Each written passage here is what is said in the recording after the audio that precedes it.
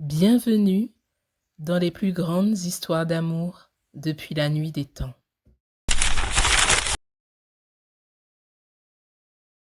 Je t'aime. Serge Gainsbourg est provocateur, génial, abîmé. Jane Birkin est fraîche, anglaise, un peu lunaire, un oiseau libre.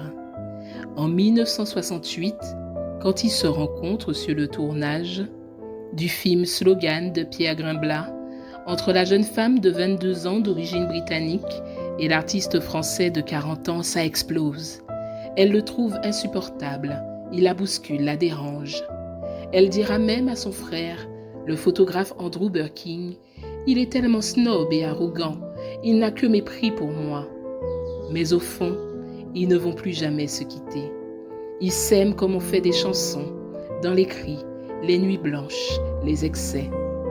Ils enregistrent « Je t'aime, moi non plus », une bombe sensuelle censurée dans plusieurs pays. Ils deviennent scandale, ils deviennent mythe. Mais l'amour n'est pas toujours doux.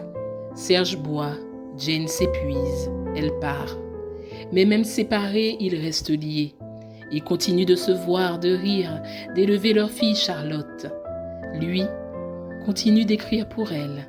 Elle continue de l'appeler mon homme. Elle dira « Je suis partie parce que je n'en pouvais plus, mais je ne l'ai jamais quitté. » Et quand il meurt, elle est là.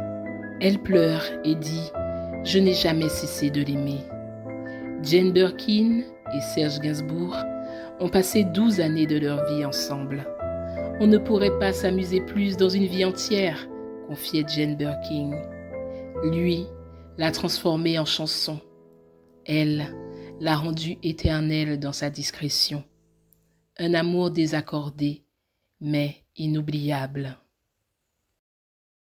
Et toi, transformerais-tu ton amour en œuvre d'art? Je